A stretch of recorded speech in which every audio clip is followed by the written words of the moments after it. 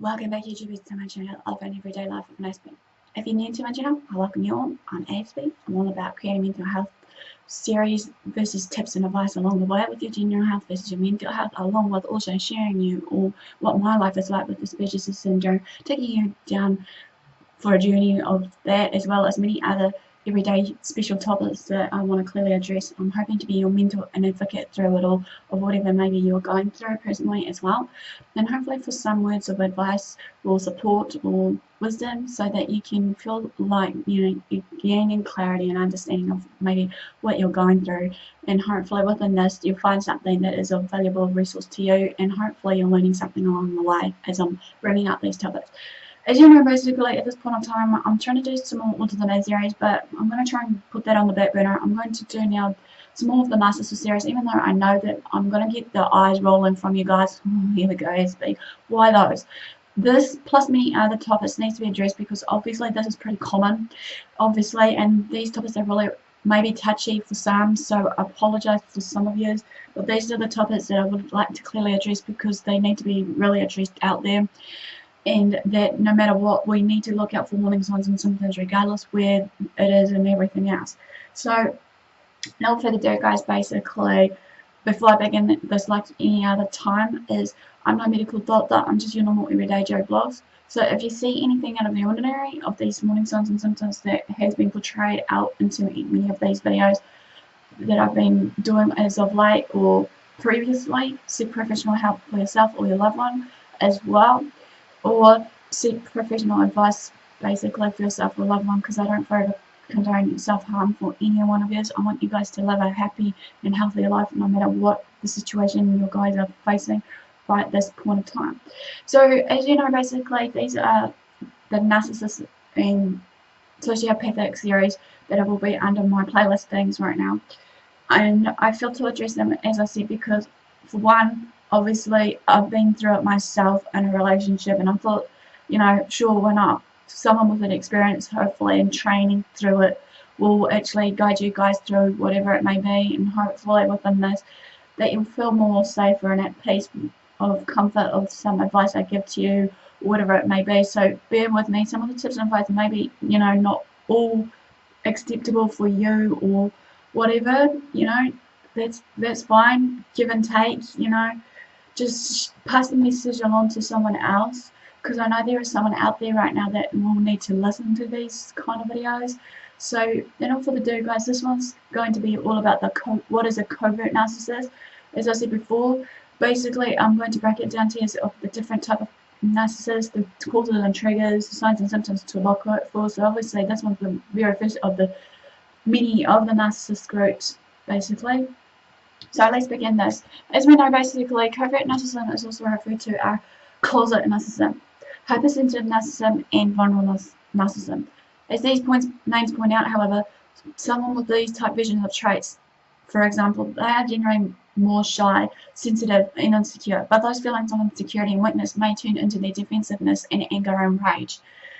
A psychologist by the name of Scott Barry Kaufman explained it to Scientific American as, while the overt narcissists tend to aggressive, self-aggrandizing, exploitative, and have extreme delusions of grandeur and an evil intention, covert narcissists were more prone to feelings of neglect or belittlement, hypersensitivity, anxiety, and delusions of persecution. So while a covert narcissist has the same core traits of an overt narcissist, which overt narcissists usually are labeled as conceit, self-indulgence, and disregard of others around them, they present in very different ways. Preston Ni, author and expert on communication, lists the traits of covert narcissism for Psychology today. From what I've researched, they took the list from him of these traits and characteristics and created a guide for spotting a covert narcissist. So hopefully within this we can actually, do something about this. So number one is quiet smugness superiority. Covert narcissists have an eye roll that makes Liz Lemon proud. They may not come out and tell you what they think. Your conversation, obviously your conversation is beneath them, but they will more likely make up for it with non-verbal cues to show you they aren't listening. Those cues, however, can include exaggerated size, excuse me, scrolling through their phone, and any other bored fidgeting that makes it clear that they're not interested in anything you have to say to them. 2. Self-absorption. Covert narcissists will make an immediate decision on whether a conversation or topic will interest them, and if they decide it's not worth their time, they'll tune you out until they can take the floor. When you reach a pause in the conversation where a friend would usually ask you a question or offer a comment, they will abruptly change the topic to whatever it is they want to talk about. Usually that will have something to do with their life, not yours. In their mind, even trivial matters such as what they ate for breakfast can trump the importance of anything you have to say. It's all part of the whole exaggerated sense of self thing. 3. Lack of empathy. Overt or covert narcissists don't give much, if anything, thought to the feelings or well-being of other people. They don't care when you're going through a hard time, and they don't think about how their actions does affect others around them. 4. Passive aggressiveness. Since covert narcissist prefers to keep their bloated egos to themselves, they won't outwardly argue with you.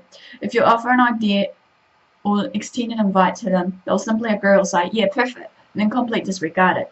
When you ask why they didn't follow through or show up, they'll brush it off and give you no real reasoning whatsoever.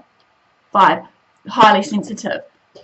Not to be confused with a highly sensitive person, however, of what I've addressed to you all. Many people that have the covert narcissistic tendencies are seen as highly sensitive people because they are easily upset by criticism. The difference is that coverts are more sensitive to criticism because they literally can't believe that someone can't see their value. They are enraged at the idea that someone would see them anything less than the perfect being that they are. Rather than they outwardly fly off the handle at the overt counterparts of the narcissist, covert narcissists will either retreat and stew over the conflict internally, or they'll be increasingly smug and deal with the confrontation in the usual passive-aggressive manner. It's important to note the difference between a highly sensitive person, as I said before, and a covert narcissistic one, because they do share a few traits. However, I have shared this already, and I'll link it to this video for you guys either as an I-bar on the right of the screen or listed below in the description.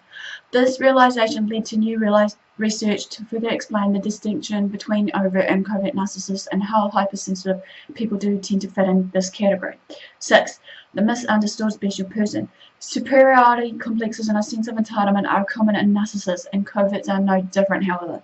According to Preston Ni, by constructing the superficial belief that one is exceptional, the introvert narcissist creates a reassuring role, submerging the fearful and vulnerable to self. They often believe that the only possible reason someone could overlook their talent is that they are just so misunderstood. Number 7. Impersonal and difficult relationships. Covert narcissists have trouble forming genuine connections with people for a number of reasons. One reason is that they don't believe others deserve their attention or understand them, which is obviously number 6. At the very same time, however, they have very such severe insecurities that they usually use their smug, arrogant persona to hold up their people at distance. Again, this makes it nearly very impossible for them to have meaningful relationships with anyone in their life, from family, friends, co-workers, and everyone in between. This difficulty engaging with people can lead to antisocial hobbies or simply avoiding human interaction as much as possible. Now, the question I'm going to throw at you before I end this is, are you a covert narcissist? Or narcissist? We are, however, all guilty of being self-centered at some point in our lives, and the transition from college to adulthood can leave us particularly insecure, or any form of transitional stages. You no longer have the constant praise of your parents and teachers. Instead, you have co-workers and bosses to compete with, or who expects you to do a good job because it is your job to please them. This can cause you to feel unappreciated or that your hard work is being overlooked. One of the characteristics of the covert narcissism, so I'll be able to say, because of your already Lowered self-esteem, however, you may feel extra sensitive to criticism, which is another sign of a covert narcissism. But having a few of these symptoms for a period of time doesn't mean you are a covert narcissist. If you feel constantly ignored, constantly agitated, because you think you are being wronged, not given enough attention, or slighted in any way, you may be a covert narcissist. I would recommend to take the test designed by psychologist Jonathan Check to find out where you fall on the spectrums, basically. And this will be found in the description box below, as well as many other things that I've clearly shared with you all. So this basically quickly shares with the one of the many types of the narcissist. Give me the like for thumbs up, support, engagement. Comment below. Feel free to share these videos around to family and friends. Feel free to follow me on my social medias that are linked below. Feel free to follow me on my journey by just subscribing and turning on the notification bell so you are ready for new content when it does arrive. Basically, feel free to share these around, as I said. So all for the do, guys. Thanks for support. Thanks for watching. Do what you love what you do. Until next time, Aspie signing out, and I'll say it again soon. Ciao for now.